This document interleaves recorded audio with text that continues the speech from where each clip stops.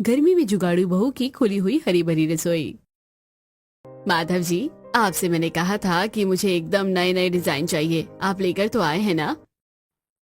बिल्कुल सरोजनी जी, आपके और आपकी बहू के लिए मैंने एकदम लेटेस्ट डिजाइन निकाले हैं। आपको भी अच्छे लगेंगे। लाइए मैं दिखाता हूँ।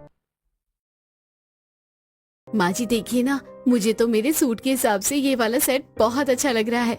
हाँ, काफी ज्यादा अच्छा है। हाँ, ये अच्छा लग रहा है। मैं आपको कोई मस्का नहीं लगा रहा हूँ, लेकिन आपकी बहू की नजर तो बाज की है और पसंद हीरा है, हीरा। ये हार मेरे सेटों में सबसे सुंदर है और सबसे अच्छे गोल्ड से बना हुआ है। इसके अलावा भी एक दुल्हन सेट है जो इसी की टक्कर का है। बहू रानी बताओ, दिखाई दे रहा है या मैं दिखाऊं? नहीं, मुझे देखने दीजिए, मैं ढूंढ लूंगी। ये वाला दिखाना जरा, जिसमें ये रूबी रेड डायमंड है। अरे मान गई भैया आपकी बहू रानी, दोनों बेहतरीन हारों पर हाथ रखा है तुमने तो। सुनार को ही हीरे की परख हो, ऐसा जरूरी नहीं। माँ जी, ये दोनों सेट ले लीजिए, रश्मि के जोड़े के लिए इससे अच्छा और कुछ नहीं मिलेगा। ये सेट जरा महंगे हैं क्योंकि जो आपको पसंद आए हैं उनमें प्योर गोल्ड लगा हुआ है और ये हीरे भी महंगे वाले हैं। अरे माधव जी, 50 लाख तक के होंगे या और महंगे हैं। पैसों की चिंता नहीं कीजिए, मेरी बहुएं शादी में अलग ही चमकनी चाहिए बस। सरोजनी की बात को सुनकर माधव मुस्कुरा दिया, जिसके बाद माधव के साथ लाखों रुपए के सेट बिक गए। माधव के जाने के बाद ही घर में सुनीता और सरोजनी के बाकी घर वाले भी आ गए और वो ज्वेलर माधव आ गया था। हाँ, आ गया था और हमने सेट भी ले लिए। अब सुदेश जी, ये बताइए कि नई बहू के लिए शादी का जोड़ा कब दिखाने वाले हैं? जाने की कोई जरूरत नहीं है, वो खुद हमारे घर आ जाएंगे। मैं मॉल से जो जो भी अच्छे और महंगे डिजाइन होंगे घर भेज दूंगा। तुम नई बहू का और सुनीता का लहंगा यहीं से पसंद कर लेना। और मेरा क्या बाबा? अरे तू भी ले लेना ना, यहीं से तू भी पसंद कर लेना। माँ भाभी, अभी ये बातें हम बाद में कर सकते हैं क्या? मुझे बहुत जोरों से भूख लगी है। हाँ ठीक है, चलो खाना खाते हैं, बाद में कुछ और करेंगे। चलिए सब हाथ धोकर आ जाइए, तब तक मैं खाना लगा देती हूँ। सुनीता रसोई में खाना लगाने को चली गई, जिसके बाद सभी घर वाले भी हाथ मुंह धोकर आ गए और पूरा परिवार साथ साथ खाना खाने को बैठ गया। सुनीता एक बहुत ही अमीर परिवार की बहू थी। उसके ससुर, पति और जेठ का काफी अच्छा जमा हुआ काम था और वो करोड़ों के मालिक थे। सुनीता की सास सरोजनी एक बहुत ही अच्छी औरत थी। वो अपनी बहू और बेटी में कभी कोई फर्क नहीं करती थी। ऐसी सिलसिला जारी था और अब सरोजनी के घर में दूसरी बहू भी आने वाली थी, जिसकी ही शादी की तैयारी घर में चल रही थी। बहू बता तो दे कि आज क्या क्या बनाना है। माँ जी, बाबा को पालक पनीर पसंद है ना, तो पालक पनीर। ऐसे ही आपको राजमा चावल खाने का दिल हो रहा था तो राजमा चावल। देवर जी ने खीर बनाने को बोला था तो मैंने खीर ही बना दी। मोनिका के लिए शाही पनीर बनाया है और विक्रम जी के लिए बिरयानी। बस लाओ, तुम मुझे बिरयानी ही दे दो। विक्रम की बात को सुनकर सुनीता मुस्कुरा दी। ऐसे ही सभी ने खूब मजे लेकर खाना खाया और सुनीता की खूब तारीफ भी की। भाभी, सच में आपके हाथों में तो जादू है, जादू। पता नहीं दूसरी भाभी आकर ऐसा खाना बनाकर खिला पाएगी भी या नहीं। अगर नहीं बना पाएगी तो तुम्हारी भाभी तो है ना, भाभी बनाना सिखा देंगी। हाँ हाँ बिल्कुल, चलो अब सभी खाना खा लो। मुझे तो शादी को सोचकर ही बड़ी उलझन सी लगने लगती है। पता नहीं कैसे हो पाएगा सभी कुछ, अभी तो इतना काम बाकी है। सरोजनी की बात को सुनकर सभी को थोड़ी सी टेंशन हुई, लेकिन अरे माँ जी, क्यों चिंता करती हूँ, मैं हूँ ना, सब कुछ अच्छे से होगा। आप टेंशन नहीं लो। अगर आपको टेंशन लेनी है तो इस बात की लो कि आप क्या पहनेंगी और किससे बाल बनवाएंगी, समझ आया? सुनीता की बात सुनकर सरोजनी मुस्कुरा दी। ऐसे ही जब अगला दिन आया तो घर में ही बहू ने अपनी देवरानी सास और नंद का लहंगा भी पसंद कर लिया और देखते ही देखते शादी का दिन करीब आने लगा। ऐसे दिन गुजर गए और आज सरोजनी की बहू रश्मि को अपने ससुराल आ गई थी। अभी रश्मि का गृह प्रवेश होने की तैयारी हो रही थी। बिल्कुल जैसा बाबा ने बोला था, मेरा ससुराल तो वैसा ही है, काफी अमीर लोग हैं। अरे सरोजनी बहन, तुम्हारी बहू तो देवी माँ का स्वरूप लग रही है। इसका लहंगा और ये सब शादी का सामान भी बड़ा ही अच्छा है। होगा ही ना काकी, आखिर भाभी किसकी है? मेरी भाभी तो लाखों में एक ही है। हटो हटो माँ जी, देखो मैं कलश आरती की थाल लेकर आ गई हूँ। आप अब रश्मि का गृह प्रवेश करवा दो। नहीं बहू, मैं नहीं, इसका गृह प्रवेश तू करवा। वैसे भी इस घर की लक्ष्मी ही अगर दूसरी लक्ष्मी का स्वागत करेगी तो ज्यादा अच्छा होगा। क्या माँ जी, आप चाहती हैं कि रश्मि का गृह प्रवेश मैं करवाऊँ? ठीक है, मैं करवा देती हूँ। सुनीता ऐसे बोलकर आरती की थाली लेकर आगे को बढ़ी और उसने गृह प्रवेश करवाना शुरू किया। कुछ ही देर के बाद रश्मि अपने घर में आ गई, जहां उसने सभी बड़ों का आशीर्वाद लिया और चांद से भी प्यारी है मेरी बहू। जहाँ बहू, अब तू थक गई होगी ना, तू आराम कर ले। आओ, मैं तुम्हें तुम्हारे कमरे में लेकर चलती हूँ। और मैं भी भाभी। मोनिका और सुनीता रश्मि को उसके कमरे में लेकर जाने लगी। उनका घर बहुत ही ज्यादा बड़ा था। घर के अंदर एक स्विमिंग पूल भी था और घर के अंदर जगह जगह एसी लगे हुए थे। ये देखकर रश्मि बोली, भाभी एक बात कहूँ, आपका घर तो बहुत ही ज्यादा बड़ा है। मेरा मतलब है, अमीर तो मेरे माँ बाबा भी है, लेकिन ऐसा घर तो मेरा नहीं था। भाभी, घर बड़ा होना अमीरों से नहीं, लोगों की सोच से समझ आता है। हमारे घर में सभी को शौक है अच्छे घर में रहने का। भैया ना, वो आए दिन बस घर में ही पैसा लगाते रहते हैं, इसलिए हमारा घर ऐसा दिखाई देता है। लीजिए, आ गया आपका भी कमरा। ये कमरा मेरा है? क्या बात है। रश्मि अपने कमरे को देखकर हैरान हो गई। उसका कमरा भी बहुत ही ज्यादा बड़ा था, साथ ही वो बहुत ही सुंदर सजाया हुआ था। उसमें फूलों की डेकोरेशन के साथ साथ गुब्बारे वगैरह से भी सजावट हो रही थी, जिसकी वजह से वो और भी ज्यादा सुंदर लग रहा था। गुड नाइट, अच्छे से सोना। चलो अब सुबह मिलते हैं, सुबह को काफी सारा काम है और रस्में भी करनी है। बहुएं रश्मि को छोड़कर आ गईं, जिसके बाद रश्मि भी आराम करने लगी। ऐसे ही अगला दिन भी आ गया और आज के दिन रश्मि की पहली रसोई की रस्म थी। वो तैयार होकर जल्दी से नीचे चली गई थी और अब बारी थी उसकी अपने परिवार के लिए खाना बनाने की। बहू, तैयार तो है ना तू अपनी पहली रसोई की रस्म के लिए? जी माँ जी, आप बता दीजिए कि क्या बनाना है मुझे, मैं वही बना दूंगी। देख बहू, हमारे घर में जब जब नई बहू आई है, हमने पहली रसोई में उसके ऊपर कोई दबाव नहीं डाला। जो तेरा दिल करे वो बना लेना। अब चाहे तू एक चीज बना या 10 चीजें, वो तेरी मर्जी है। क्यों, सही कहा ना? सारा सामान रसोई में ही है। आटा, दूध, चावल, दाल, सब्जियां, मसाले और भी जो भी जरूरत होती है वो मैंने सब मंगवा दिया है। अब तू बस बना ले, ठीक है ना? सरोजिनी की बात को सुनकर रश्मि खूब खुशी खुशी अपनी रसोई में आ गई। वाह, यहाँ तो सारा ही बेसिक नहीं एडवांस राशन है। ठीक है, तो मैं अब इससे सबका खाना बनाना शुरू करती हूँ। वैसे कितने अच्छे हैं मेरे ससुराल वाले, मेरी कितनी चिंता करते हैं। चलो, सभी अब मेरी जिम्मेदारी है कि मैं सभी को अच्छा खाना भी बनाकर और खुश कर दूं। रश्मि ने ऐसे ही अपनी जिम्मेदारी को समझते हुए खाना बनाना शुरू किया। वाह, खुशबू तो बड़ी अच्छी आ रही है। वैसे क्या बन रहा है हमारी रसोई में? अरे भाभी आप, मैंने ना सभी के लिए छोले भटूरे, साथ में पूरी सब्जी और हलवा पराठा बनाया है। सभी को पसंद आ तो जाएगा ना? हाँ बिल्कुल। और तुमने पहले ही दिन इतनी सारी मेहनत क्यों की? लाओ, मैं कुछ मदद करवा देती हूँ। बताओ क्या बनवाना है? नहीं भाभी, मुझे आता है, मैं बना लूंगी। अब तो वैसे भी बस बनने ही वाला है। क्या बात है, नई बहू रानी भी खाना बनाने में परफेक्ट ही आई है। चलो अच्छा है। सुनीता ऐसे ही बोलती हुई चली गई, जिसके बाद रश्मि ने खाना बना लिया और उसने सभी को खाना परोसा। सभी को उसका पहली रसोई का खाना बहुत ही ज्यादा पसंद आया। क्या बात है, इसको कहते हैं खाना। एक एक चीज का स्वाद एकदम बढ़िया है। बहुत ही अच्छे बहू, बहुत खूब। चलिए, आप सभी को पसंद आ गया, समझो बाबा की मेहनत वसूल हो गई। मैं बहुत ही ज्यादा खुश हूँ। रश्मि ऐसे ही खूब तारीफें बटोर रही थी। ऐसे ही सभी ने उसके खाने की तारीफ की और रश्मि को अच्छा खासा शगुन भी मिल गया। शाम के वक्त 2 पड़ोसन सरोजनी के घर आई। सरोजनी जी कहाँ हो? हमें भी मिलवा दो अपनी बहू से, हम भी तो जरा देख लेंगे कि कैसी है। हाँ हाँ हाँ, क्यों नहीं, आओ बैठो। ओ बहू, रश्मि जरा 2 कप चाय बनाकर तो ले आना बेटा। अच्छा, रश्मि नाम है? नाम तो बड़ा ही अच्छा है। दोनों पड़ोसन ऐसे ही बातें करने लगी कि तभी रश्मि चाय लेकर आ गई। वो बहुत ही सुंदर लग रही थी। वाह, बहू तो बहुत ही ज्यादा अच्छी है आपकी सरोजनी जी। जैसी सुनीता है और मोनिका है, उनकी टक्कर की ही है। आप लोग कुछ खाएंगे? नहीं बहू रानी, तुम परेशान नहीं हो, हम तो बस तुम्हें देखने को आए थे। देख लिया, अब जा रहे हैं। दोनों पड़ोसन ऐसे ही तारीफ करते हुए चली गईं, जिसके बाद चल गया पता कि कैसी बहू लेकर आई हूँ। मैं इन दोनों को अच्छे से जानती हूँ। ये दोनों जरूर मुझे चिढ़ाने के लिए आई होंगी कि बहू में कुछ कीड़ा निकाल आएंगे, लेकिन देखते ही देखते इनकी बोलती बंद हो गई। और आओ।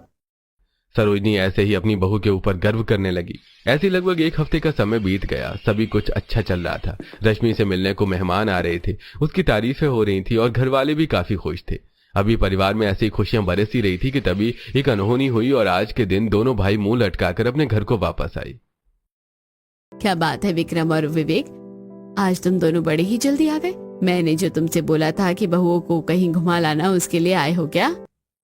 अब तो पता नहीं माँ हमारा क्या होगा। क्या बात है बेटा, कुछ हुआ है क्या?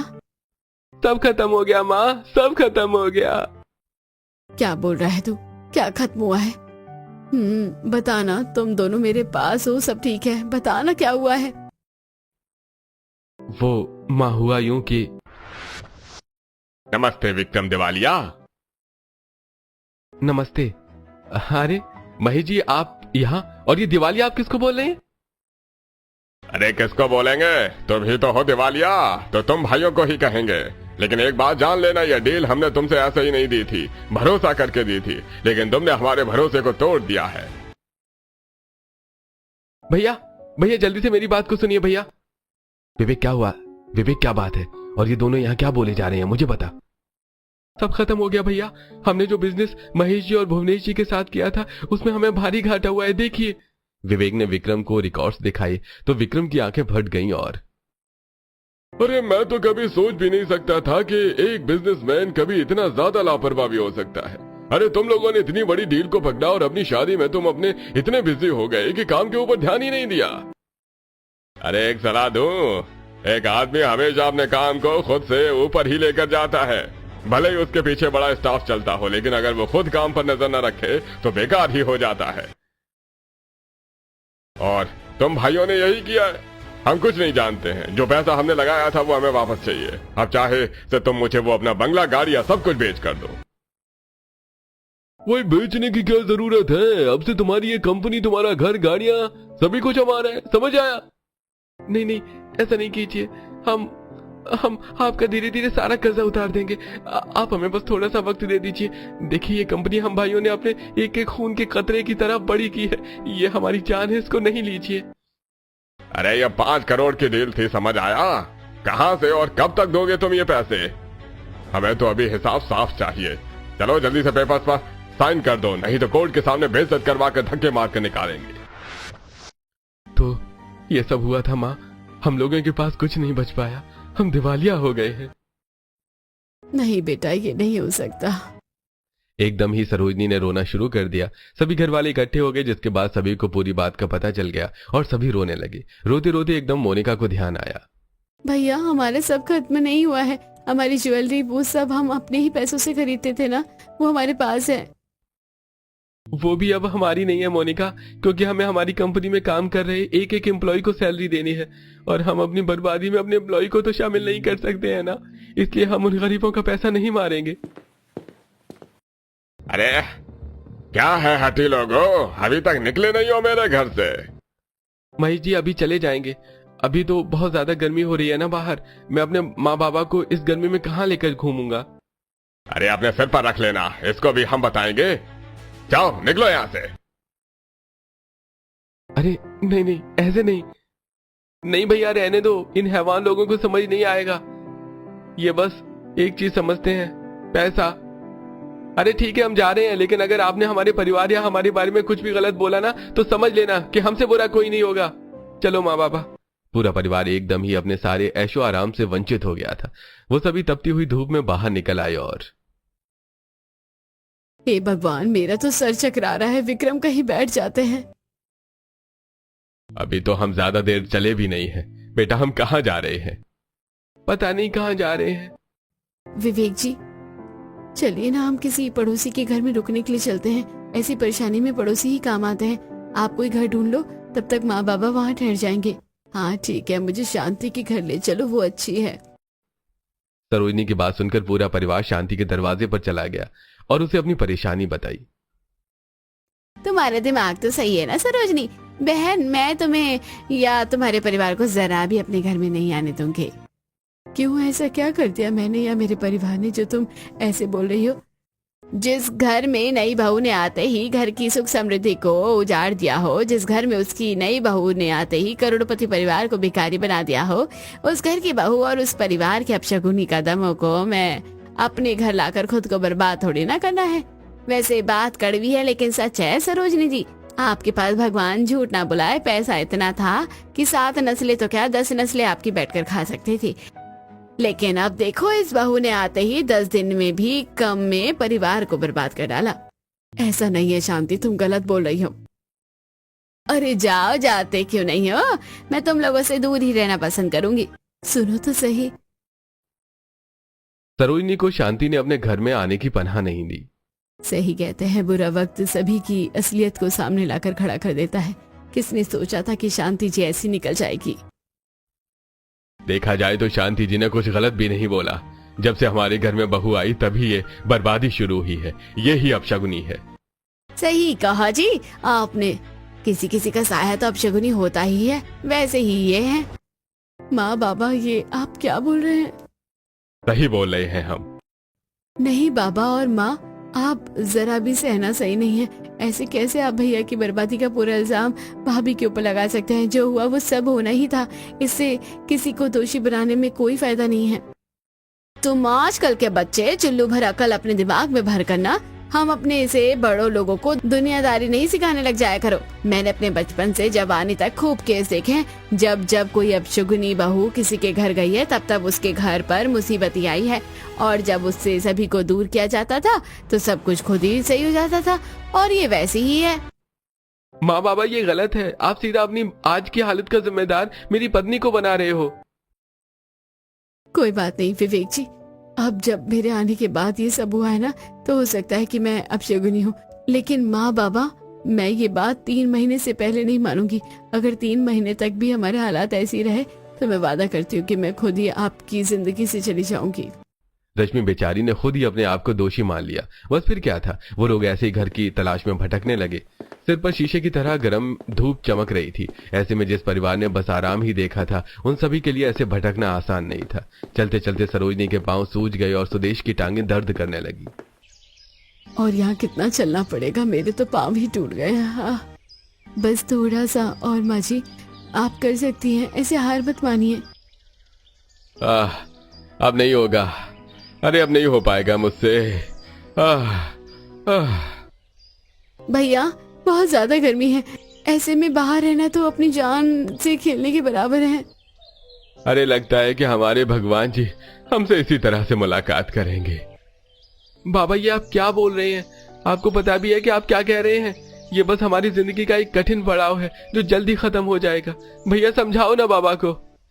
विवेक, मेरी हिम्मत टूट रही है। मुझे नहीं लगता है कि अब कुछ भी हो पाएगा। आप पागल हैं क्या विक्रम जी? आपको पता भी है कि आप क्या बोल रहे हैं? आपकी वजह से हम सभी के अंदर हिम्मत है। अगर आप ऐसे ही कहेंगे तो कैसा होगा? मैं लेकिन हिम्मत हार रहा हूँ। भाभी, आप यही सभी के पास रहो। रश्मि, तुम मेरे साथ आओ। हम कोई ना कोई घर तो ढूंढ ही लेंगे। तब तक भाभी, आप सभी को लेकर इस पेड़ के नीचे बैठ जाओ। विवेक ऐसे बोलकर रश्मि के साथ गांव में घर ढूंढने को चला गया। सुनीता सभी को पेड़ की छाया में लेकर बैठ गई थी। लेकर भी तो किस मनुष्य को आ गया है। उसके साये से हम लोगों को कोई घर ही नहीं मिल पाएगा। जो पहले से ही मनुष्य हो, जिसका साया अपशगुनी हो, उससे क्या ही उम्मीद की जा सकती है। एक तरफ सरोजनी ऐसे बोल रही थी तो वहीं दूसरी तरफ, हे भगवान, बस तू मेरा मान रख लेना। अगर घर नहीं मिल पाया तो सभी को लगेगा कि जो भी कुछ हो रहा है उसकी वजह मैं हूँ। मैं ही अपशगुनी हूँ। बस भगवान, तो हमें कोई घर मिलवा देना। तुम्हें माँ बाबा की बात को दिल पर लेने की कोई जरूरत नहीं है रश्मि। तुम जरा भी इस परेशानी की वजह नहीं हो। चलो अब इस बात को दिमाग से निकाल दो। विवेक की बात को सुनकर रश्मि को खुशी हुई। कम से कम उसका पति तो इस तरह की बात नहीं कर रहा था। कुछ ही देर के बाद उन्हें एक मकान मिला। लेकिन भैया, अगर किसी गरीब के पास 6 महीने का किराया पहले से होता तो वो ऐसे आपको परेशान घूमता हुआ नहीं मिलता। अरे भाई देखो मैडम, मुझे किसी बहुत ही भिखमंगे को अपने घर को नहीं देना है, समझ आया? अगर पैसे नहीं है तो घर भी नहीं मिलेगा। बस उन्हें घर तो मिले, लेकिन कोई भी एडवांस किराया लिए बिना घर देने को तैयार नहीं था। बेचारी रश्मि और विवेक ऐसे ही घूमते रहे और रात को वो उस पेड़ के नीचे आई। क्या हुआ? कहीं से बात नहीं बनी क्या? नहीं। अरे हम तो पहले से जानते थे, जिस लड़की को तू साथ लेकर चला था उसके रहते कभी बात बनती ही नहीं। समझ आया तुझे? बाबा देखिए, मैं आपसे आराम से बोल रहा हूँ। रश्मि कोई अपशगुनी नहीं है। वो सब छोड़िए, ये बताइए कि अगर आपको कहीं जगह नहीं मिली तो अब हम कहाँ लोग जाएंगे, कहाँ सोएंगे? गरीबों का तो खुला आसमान ही कंबल और चादर होती है। सो जाएंगे इस दख्त के नीचे ही। सभी को यह सुनने में अजीब तो लगा, लेकिन उसके पास कोई चारा नहीं था। पूरे परिवार ने किसी तरह अपनी रात उस पेड़ के नीचे ही बिताई।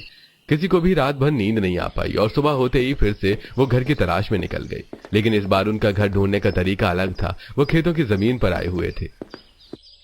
जब कोई हमें घर देने को राजी ही नहीं है तो अब हम लोगों को अपना खुद का घर ही बनाना पड़ेगा। एक ऐसा घर जो चाहे कच्चा हो लेकिन गर्मी में सर पर साया बन जाए। हम इन खेतों में वो बना सकते हैं। अरे तुम तो कल वाले ही लोग हो, जाओ यहाँ से, ये मेरे खेत हैं। रमेश, जो कि खेतों का मालिक था, उसने उस गरीब परिवार के ऊपर बिना कोई दया खाए उन्हें वहां से भगा भी दिया।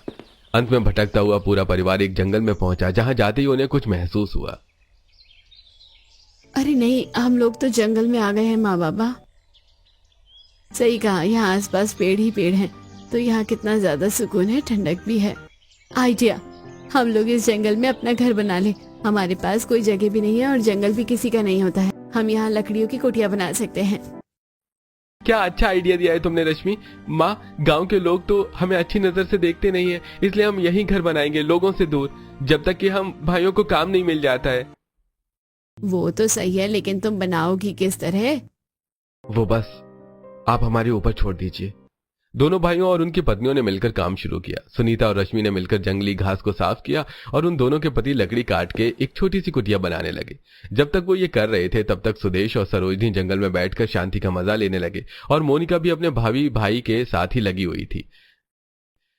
उन लोगों ने एक कुटिया बनाई और साइड में एक ओपन किचन भी बना दिया, जिसके ऊपर भी उन्होंने लकड़ी का ही छप्पर डाला। शाम होते होते उनका घर बनकर तैयार हो गया और सरोजनी और सुदेश ये देखकर हैरान हो गए।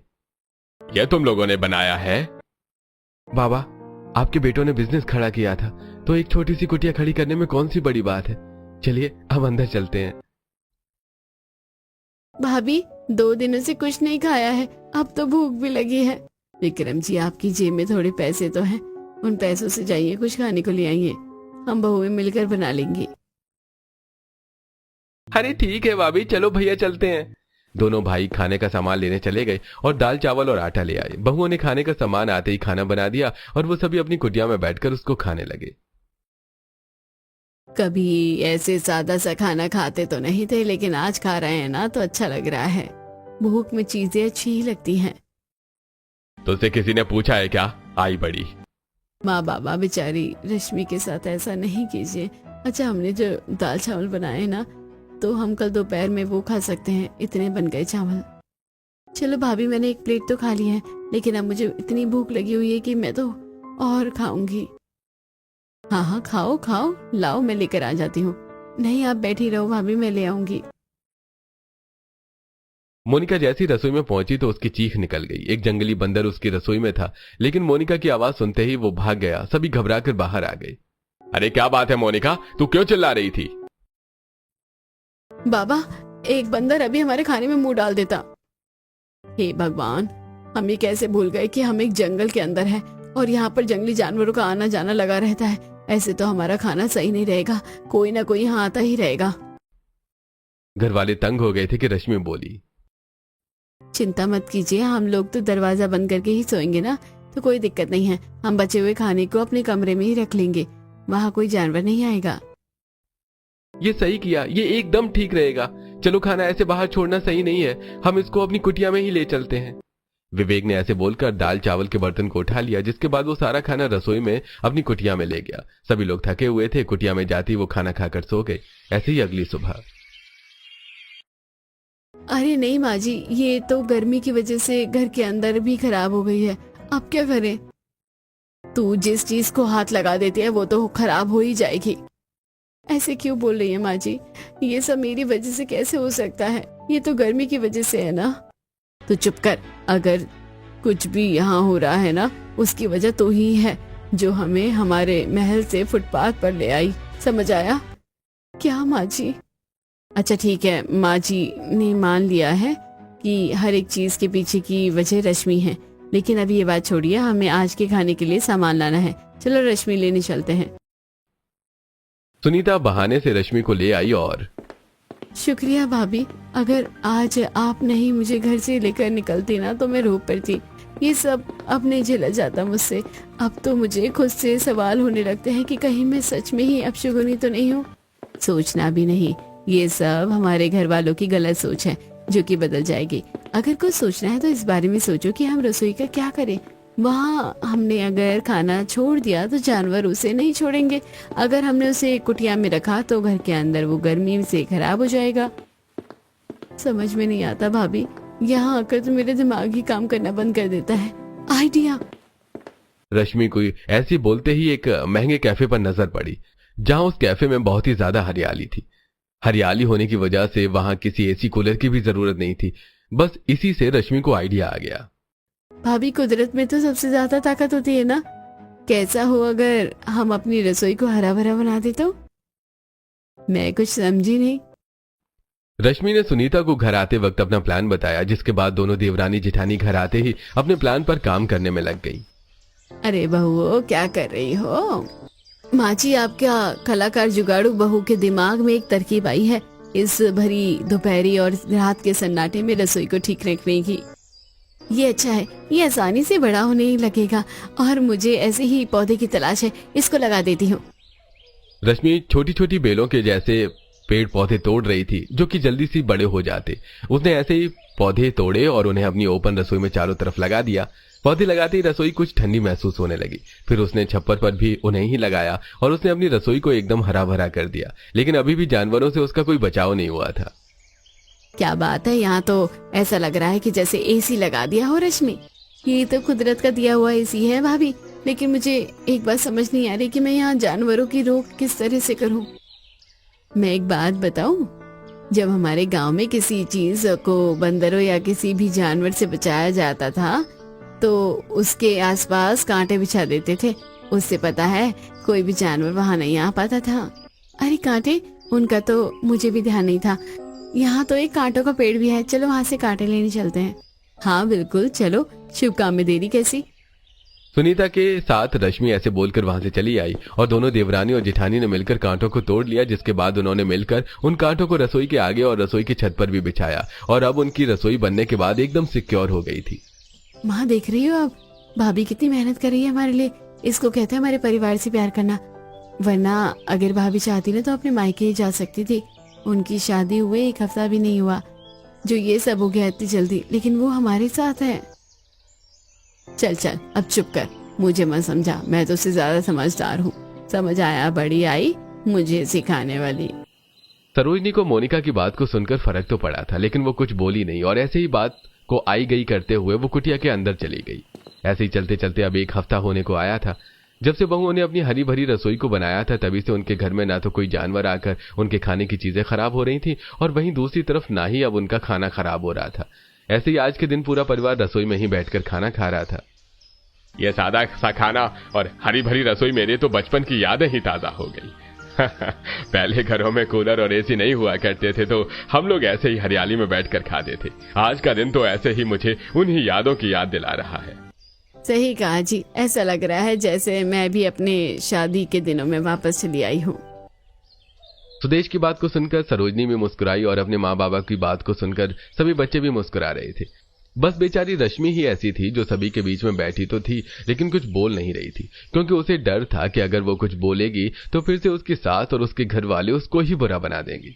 ऐसे कुछ दिन और गुजरे और अब परिवार वालों को अपने घर से लगाव हो गया था। ऐसी सिलसिला जारी था और आज के दिन सभी अपने जंगल के कुटिया वाले घर के बाहर जंगल के नजारों के पास बैठकर उनका मजा ही ले रहे थे कि तभी विवेक और विक्रम वहां आए और माँ बाबा कहाँ हैं आप सभी? ओहो, यही है, क्या हो गया, ऐसे क्यों चिल्ला रहा है? अरे माँ बाबा चलिए तैयार हो जाइए, अब वक्त आ गया हम लोगों के इस जगह को छोड़कर जाने का। हम इस जगह को छोड़कर जा रहे हैं, लेकिन कहाँ? बाबा माँ, हमने आपको बताया था कि हम लोन लेने की कोशिश में लगे हुए हैं। हमारे केस को समझकर बैंक ने हमें 50 लाख का लोन दे दिया है। हमने उन पैसों से एक शहर में फ्लैट भी खरीद लिया है। अब हम लोगों को यहाँ रहने की कोई जरूरत नहीं है। क्या हुआ बाबा, आप खुश नहीं है क्या? अरे वो बात नहीं है, बस पता नहीं कब इस जगह से लगाव हो गया, पता ही नहीं चल पाया। अब इसको छोड़कर जाना है तो दिल भारी भारी सा हो रहा है। दिल तो भर रहा है, लेकिन हम सदा के लिए यहाँ तो नहीं रह सकते ना। भगवान का शुक्र है कि आप लोगों को लोन मिल गया है। माँ बाबा, अब भी आपको लगता है कि क्या मैं अपशगुनी हूँ या मेरे कदम शुभ नहीं है? खबरदार, जो तूने खुद को कुछ भी कहा बहू। उस वक्त हम जज्बाती हो गए थे, लेकिन अब समझ आ गया है हम लोगों को कि जो हुआ वो हमारी किस्मत थी। वक्त कभी किसी का एक जैसा नहीं रहता। माफ कर दे जो हमने तुझे इस दबाव में रखा कि तू अपशगुनी है। असल अपशगुनी तो हम हैं जो एक ही अच्छे इंसान को ऐसा महसूस करवाते हैं। क्या सच में माँ, आपने मुझे माफ कर दिया? रश्मि की बात को सुनकर सरोजनी ने उसको अपने गले से लगा लिया, जिसके बाद उसने कभी रश्मि को बुरा नहीं कहा। ऐसी सुदेश को भी अकल आ गई थी। वो सभी उसी वक्त जंगल से शहर आ गए जहां उनका एसी वाला घर था। दोनों भाइयों ने बचे हुए पैसों में से अपना एक कपड़ों का शोरूम खोल लिया और मिलकर वो अपने काम को चलाने लगे और अब सब ठीक हो गया था।